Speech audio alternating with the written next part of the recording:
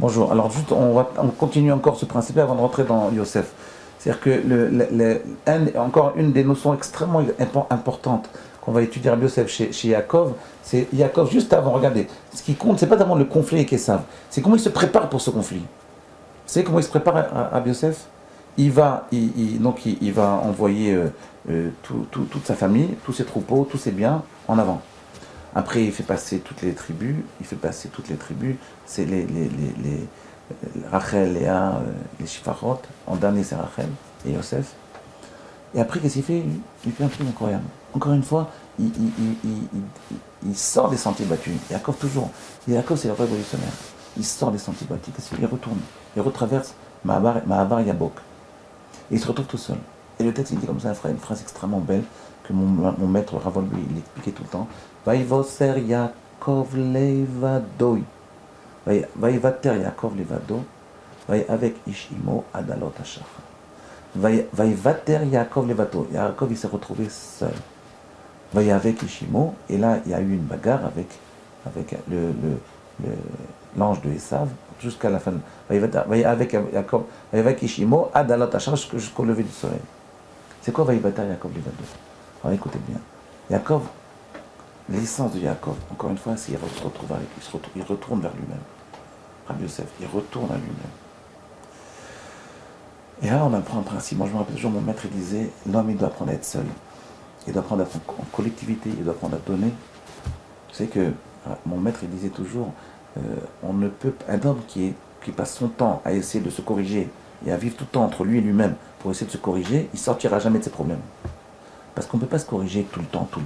Tu te corriges, mais aussi tu t'occupes des autres. Tu ne peux pas vivre que dans toi-même. Tu lis la Torah, et puis après tu enseignes la Torah.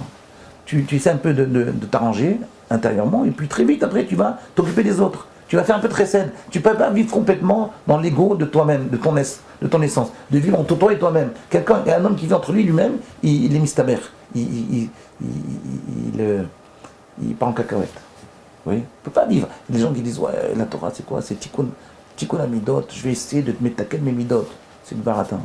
Il faut un petit peu s'occuper de soi-même, on va le faire plus tard, on va expliquer un peu plus tard comment on fait ça. Et surtout, il faut s'occuper des autres.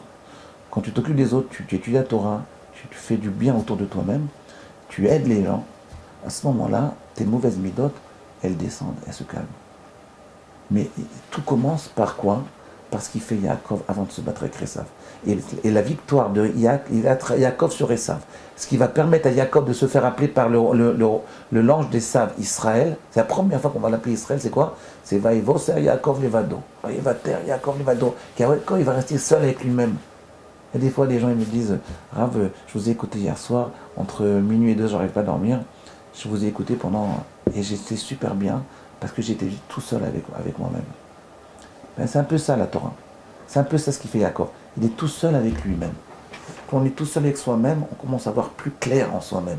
Et quand on voit clair en soi-même, on peut arriver à grandir. Mais qu'est-ce qu'il a vu Yaakov? Yaakov, il a vu comme ça. Il s'est dit comme ça. Il s'est dit, je suis entre le marteau et l'enclume. Entre Esav et Yaakov. Entre Esav et Ishmaël. Il faut que je trouve un juste milieu entre Esav et Ishmaël. C'est quoi ce juste? De quoi il parle? Il dit comme ça. Le Zohar, il dit Yaakov, c'est lui qui va nous permettre d'arriver à la libération de ce monde, à l'amélioration de l'humain.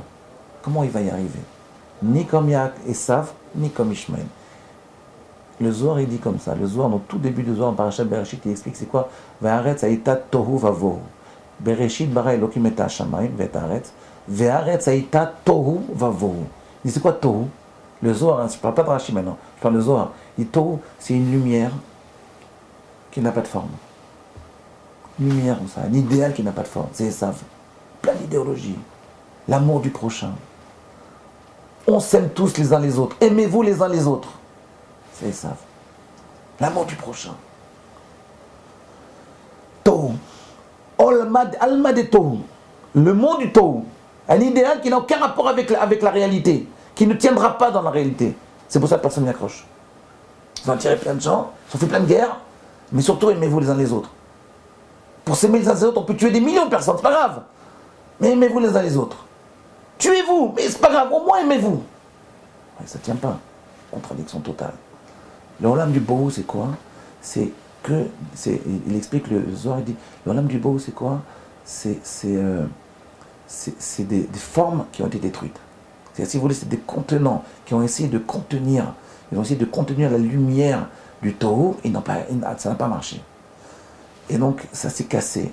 Ces contenants-là, ces kelim, ces ustensiles-là qui ont voulu contenir cette lumière-là, elles n'étaient pas adaptées à cette lumière. La lumière était trop forte pour eux. Ces kelim, ces ustensiles, ces verres, si vous voulez, ces vases qui ont voulu contenir toute la lumière de l'humanité, elles ont été brisées. Ce qu'on appelle Shirat HaKelim. Donc elles sont tombées en bas, au Olam du Bohu. Le représentant du Bohu, c'est quoi? C'est Ishmaël. Il cherche une structure. Tout est cassé, il n'y a pas de structure. Il n'y a pas d'idéal surtout, il n'y a pas de structure.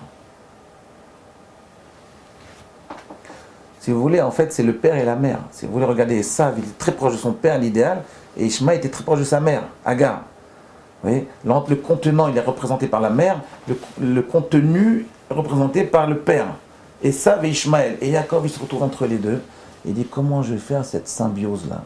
Comment je vais réaliser cette harmonie entre Tohu et Bohu? Comment créer le monde?